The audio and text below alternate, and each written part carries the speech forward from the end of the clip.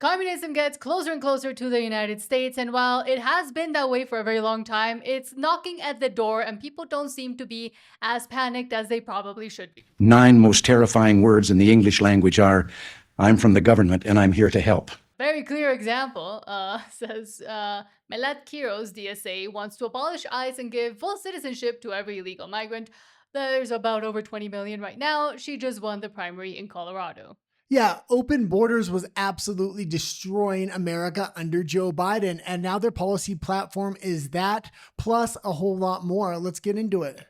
Abolishing ICE is just one step, right? Democrats have been in power multiple times over the last few decades and did nothing to address the immigration reform that we actually ICE need. expenditures, increased spending. Exactly. Yeah. And so I think there has to be an immediate pathway for every single undocumented immigrant that's here in this country today that does not require them to shell out thousands of dollars to go through the process, for it to take decades. And pause it for a moment. She said undocumented workers. This is absolutely ridiculous.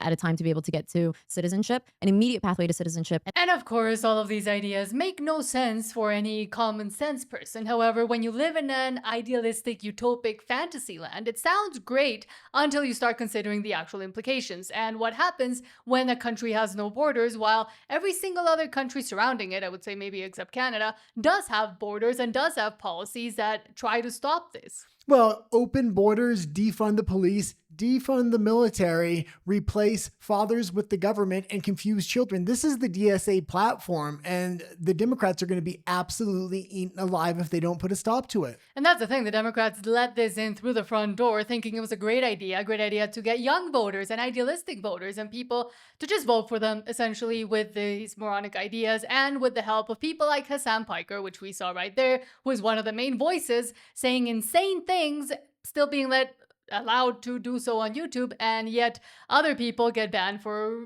way randomer things. Well, I will say maybe a big thank you to Hassan Piker, because at least he just states what the DSA is actually about. A lot of these other DSA candidates try to soft sell it like, oh, communism is no different than the fire department, the police department, or the library, hiding the much more insidious policies of open borders, defund the police, and defund the military.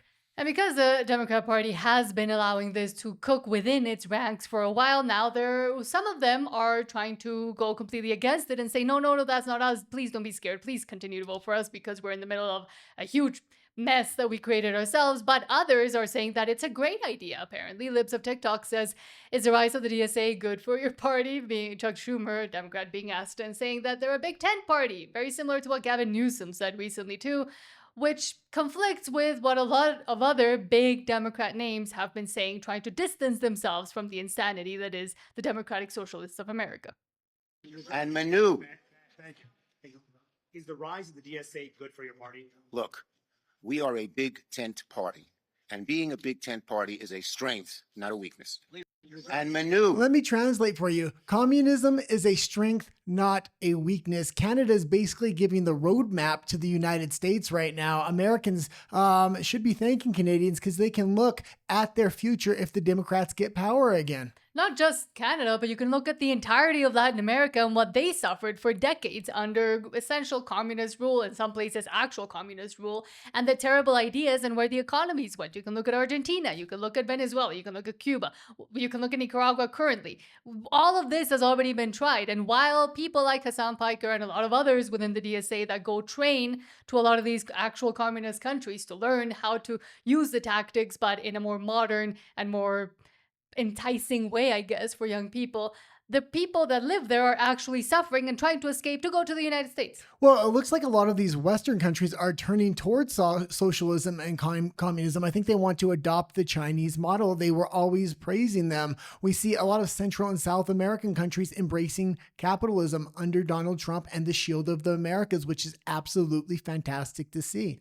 That should tell you something, that when the people, without the influence of funding, like from USAID, once it got cut off by Trump, start electing more center or right-wing people and parties that have common sense ideas that don't veer into communism and socialism, that should tell you something, that when not under the influence and when not under the cash flow of people within the United States that wanted to continue to enact these plans, people have common sense. People don't want communism and they don't want to be poor standing in the breadline for Well, 2 I days. think there's a couple Democrats left with at least their head screwed halfway on. I think the next clip we're going to show one of those individuals, and I'm glad he's calling them out. And there's a few Democrats online that are also calling this out. They want this out of the party. But I think the majority of Democrats are so hungry for power and orange man bad, MAGA, MAGA, MAGA, they'll do anything to get back in power, including letting the DSA in the front door. Exactly. The Vigil Fox says Bill Maher's audience audibly gasps when he reads what the Democratic Socialists of America are actually saying out loud.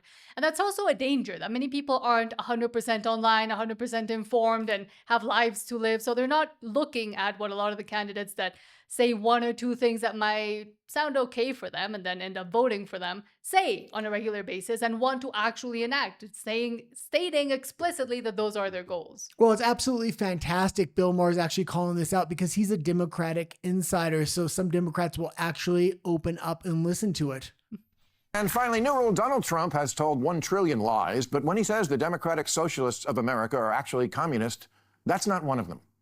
And it's not hard to prove it, just by quoting the DSA and their candidates. J.D. Vance was on the show, and I told him that if the Democratic Party keeps going in the direction of the DSA, my vote was in play. And all I heard all vacation was, oh my God, you're a Republican now. No, that's not what I said. I said... And pause it for a quick moment. And him saying his vote is in play, I think a lot of Democrats' votes are going to be in play. It's not Trump running in the next election. It's going to be a J.D. Vance and a Marco Rubio, who are a lot more milquetoast to the non-politically engaged here. And here's why. Because not a week goes by where I don't read about some newly chosen, exciting new face in the Democratic Party. And then when that face opens its mouth, the Communist Manifesto or some other crazy shit comes out. Again, let's just read the quotes. The DSA platform says you work as much as you are able and no more than needed. If that was any closer to Karl Marx's dictum, from each according to his abilities to each according to his needs, they'd be sued for plagiarism. New York Mayor Mondani once tweeted Karl Marx's words exactly. They're not trying to hide it. Their most popular influencer, Hassan Piker, thinks communism is so groovy. He laments the fall of the two of the most murderous regimes in history, the Soviet Union and Chairman Mao's China. And pause it. And I think these two right here represent the new Democratic Party and the old Democratic Party, the DSA and your traditional Democrats. But even the traditional Democrats have gone extremely progressive and woke over the last few years. Wokeism is what led into the DSA, communism and socialism, what we're seeing now. His top aide, Sia Weaver, said, if you don't believe in the government's sacred right to seize property, it's over, and impoverish the white middle class. What? That's a goal? You know you're supposed to scare people into voting for you, right? One of the new soon-to-be Democratic congresspeople, Darlisia Chevalier, supports seizing all properties from landlords and said, seize the means of production. Mendami has said the end goal is seizing the means of production. I think they want to seize the means of production. And again, Mondani is trying to do this in New York, but there is a national strategy going on in Canada of you will own nothing and you'll be happy. Americans better start paying attention. They're doing this on a provincial level, which would be a state level, as well as attacking private property from a federal level. Now, maybe you missed that in school or missed school altogether, but that's communism. Now the coalition within the DSA, called the Marxist Unity Group, is in ascendance, and I must take them at their word when their words include, our commitment is to the long-term struggle for a fully liberated classless society, in a word, communism. What do they have to do? Tweet out, elect more communists? Oh yeah, Sia Weaver did that. Yes. Good, I'm glad you're shocked. And we can leave it there. And one thing I will say, if they go down this DSA path, somehow the Democratic Party win and the DSA take control, they're going to severely weaken the United States. And then you're going to see a real communist country that's been communism for a long, long time take control in a power vacuum, and that will be China. The problem is also that people, as I was saying, and as Bill Maher there exemplified, don't fully know what these people are saying. They're not connected 24/7 to what's happening in politics. So when one of these people opens their mouths and something resonates with them saying, oh, but we just want to help people, we don't think that there should be so much inequality, it sounds great, but once implemented, you see what happens in places like New York City, which already elected a DSA member in Zoran Mamdani, and now they don't even have any idea what to do with the idea of government-run grocery stores, because now their plan is not actually helping those that they were saying it was going to help. Well, I do talk to a liberal here or there, and what they seem to think is, oh, the DSA is not a problem. There's just a few candidates. That's not the case. It's absolutely infested. 1/3 of Democratic supporters, this would be the voters, not the politicians, actually identify or support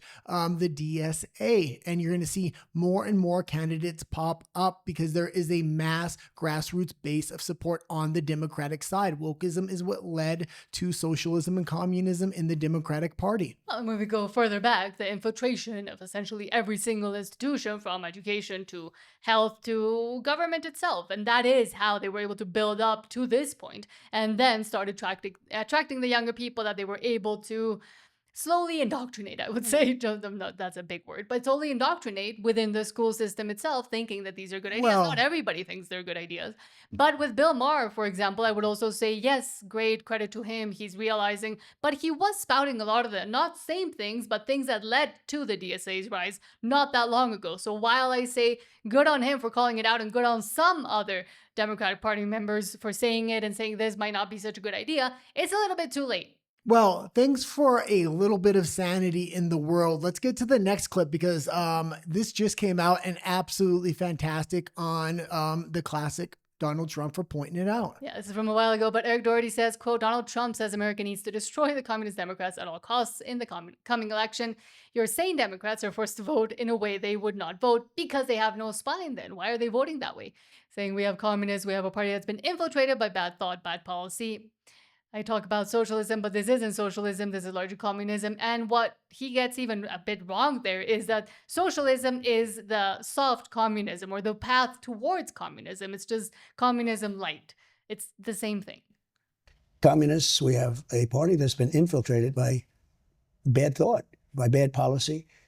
I used to talk about socialism, but this isn't socialism. This is largely communism. This is very dangerous for our country. I'm not saying good guy, bad guy. I'm just saying this is big, big trouble for our country. Likewise, many others. And what's happened is your sane Democrats, of which there are fewer and fewer, are forced to vote in a way that they would not vote. And they don't even believe in their vote. But if they don't vote that way, they lose power. And their silence is deafening. They are. And there's the thing. I think there's a door opening for Democrats to come over to the Republican side, especially with the modern Republican being MAGA and a lot of the policies really just being policies from the Democrats in the 90s and early 2000s there. If the Democratic Party isn't going to solve this issue with the DSA, the Republicans and the MAGA definitely are. And the United States has been fighting communism for the longest time. Wars have been fought. People have risked and lost their lives in the fight against communism, and yet they seem to forget, they seem to allow a lot of these things to come into their institutions almost without noticing that it's happening. Thank you so much for watching, and if you haven't done so yet, please don't forget to subscribe. We're trying to get to 5,000 subscribers, and like the video as well.